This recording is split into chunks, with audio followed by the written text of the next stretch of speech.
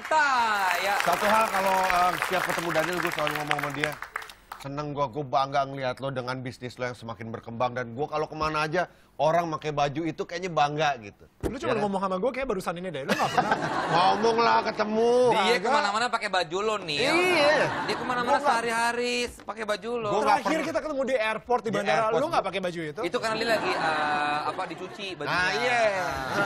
Karena terlalu sering dipakai. Iya. Gue nggak pernah kemanapun nggak pakai baju. Pasti pakai baju. Iya pasti.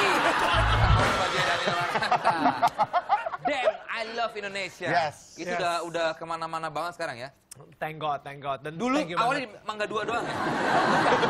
Iya, dulu awalnya di Mangga 2 doang. Iya kan?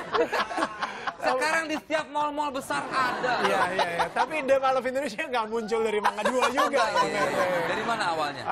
Awalnya dulu di FX, gue ingat FX. banget. Ya, di FX dan... Belum ada online shop segala macam, belum ada belum ya? ada. Dan akhirnya itu kita buka lagi di Grand Indonesia, dan dari situ kita buka di Surabaya, di Makassar, dan Pondok Indah Mall ada juga. di Pondok Indah Mall dan lain-lain. Ya, sekarang ini. Satu hal yang gue pengen nanyain sama lo adalah bagaimana lo... Satu hal berarti lo nggak boleh nanya lagi ya? Ya, satu hal aja ya. Satu hal. Oke, ya. Beberapa hal lah. Gimana sih?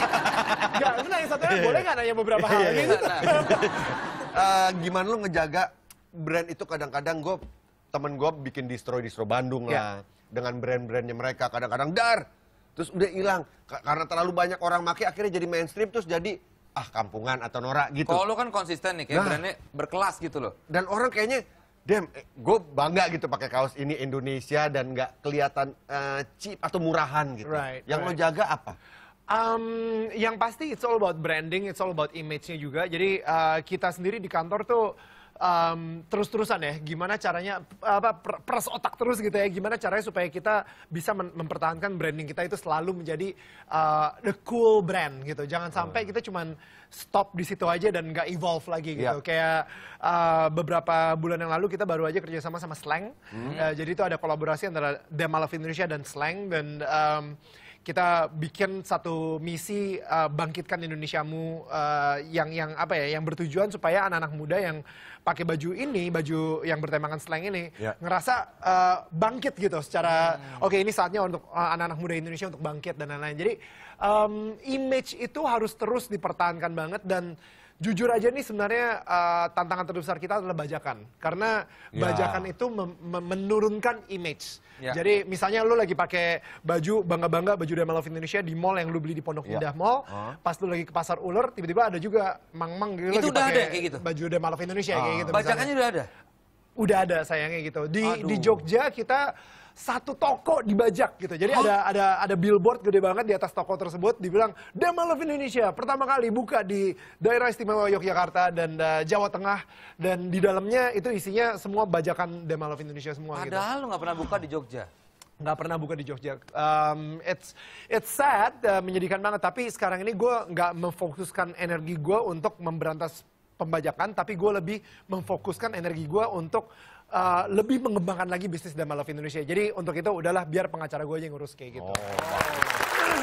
Tapi gue senang kayak lu, David Naif, itu orang-orang yang maksudnya bisa menginspirasi pengusaha-pengusaha lain biar brandnya itu tetap terjaga gitu. Union Well, The Mall of Indonesia itu menjadi satu contoh buat pengusaha-pengusaha baru gitu. Oke, baiklah. Clothing lain lo gimana tuh, kucing kurus? Masih jalan nggak? Kucing kurus mandi di papan. Ya, banyak selebriti yang sukses lewat karir mereka di dunia entertainment. Selain itu, para selebriti juga mencari peruntungan lain di bidang bisnis fashion. Berikut ini ada info beberapa selebriti yang sukses membesarkan nama clothing lainnya. Siapa aja sih mereka? Ini ada yang pertama Rachel Zoe. Ngomong gitu ya? Ini Rachel Zoe. Rachel Zoe. Ya, itu dia ya. Fashion stylist ternama Rachel Zoe membuat clothing line sendiri bernama The Rachel Zoe. Selera Rachel yang keren dan Lo ngomongnya kayak Juhi gitu, Rachel Juhi. Dan pengaruh di dunia fashion membuat koleksi Rachel habis sold out pada debut pertama tahun 2011 lalu. Wow. Ada juga Gwen Stefani, walaupun sempat menuai kritik. Kritik ya. Kritik. Ini host kok belepotan banget ini. Walau sempat menuai kritik, brand fashion milik Gwen, LAM8 tetap MB, apa? LAMB. Lem. Oh iya. LEMB, lem ya. Gue pikir angka 8 itu. Tetap bertahan dan sukses di pasar. LEMB mendapat total keuntungan $90 juta per tahun. Wow. Ada juga Dash Kim Kardashian.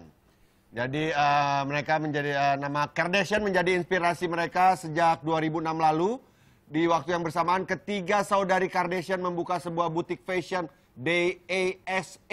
Dash. Nama yang diambil dari 4 suku kata dalam nama keluarga mereka. Karena ketertarikan akan fashion, ketiga kakak Bim ini kakak beradik ini membuka toko yang menjual pakaian hingga aksesoris gitu ya. Oke, nih Sofan udah berapa gerai atau berapa store? Sorry, gue pengen nambahin lagi ya. Maksudnya kayak untuk menjawab pertanyaan lo yang sebelumnya gitu ya. Kayak tadi kita lihat. Oh, yang brand image itu ya? Betul. Si Rachel Zoe bikin debutnya tahun 2011, habis itu jebret langsung habis terjual gitu. Jadi maksud gue sekarang ini sih yang gue lihat ya, it's always good kalau misalnya pertama kita punya story gitu, kita punya cerita yang bisa kita ceritakan kepada orang-orang tentang misi atau passion dari proyek tersebut, sehingga orang-orang itu akan ikutan nge-support. Oh yaudah kita support deh misinya dia supaya kita juga bisa ikut membantu dia kayak gitu. Yang kedua yang paling penting menurut gue adalah better before bigger. Banyak banget orang-orang itu yang pengen banget bikin clothing line. Wah kita pengen banget seperti let's say Dem All of Indonesia gitu, yang nanti akhirnya kita jadi besar dan lain-lain. Tapi mereka melupakan kalau misalnya kita ini melewati proses-proses pembelajaran yang sangat banyak banget, dan kita di pembelajaran itu kita benar-benar harus sakit banget kayak let's say ngebuang beberapa baju yang kualitasnya tidak sesuai dengan kualitas kita, misalnya seperti itu. Sudah diproduksi lagi. Sudah diproduksi, akhirnya kita harus gunting-guntingin. Aduh itu gue sakit banget gunting-guntingin baju supaya abis itu kita pulangin lagi ke pabrik karena tidak sesuai dengan standar kita seperti itu. Jadi karena kita mempunyai satu semboyan yaitu ya Bhinneka Tunggal Ika. Betul. Bukan, yaitu ya better before bigger. Sebelum kita menjadi besar, kita evaluasi terus supaya kita terus menjadi better dan better kayak gitu. bagus nih. Tapi itu suatu berkat juga ya, nama lo Daniel Mananta ya. Jadi bisa juga pas di the damn, I love Indonesia, ya kan? Iya, well actually sebenarnya sih awalnya itu DA-nya buat Daniel, M-nya buat Marissa Nasution. Cuman ya karena kita...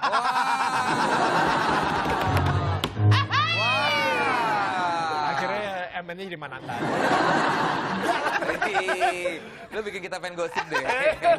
Berapa gerai so far di Indonesia? Sekarang ini baru 9, kita berusaha lagi supaya kita terus membangun lagi dan membuka lagi sampai ke pelosok Indonesia. Gitu. Amin, kita doakan semakin sukses dan terjaga brand image dari Dem All of Indonesia. Ya, thank you Daniel udah mampir ke Studio Tonight Show. Thank you very much. Buat karir juga Ant-Man-nya ya. Yes. Sayangnya kapan sih Ant-Man? Tanggal 16 Juli dan ini pasti saatnya buat teman-teman semua di sini yang mungkin belum nonton, jadi untuk nonton bawa keluarga karena ini akan menjadi film terlucunya Marvel. Seriously. Gue udah gak sabar nonton aktingnya Daniel di film Ant-Man ini. Ada.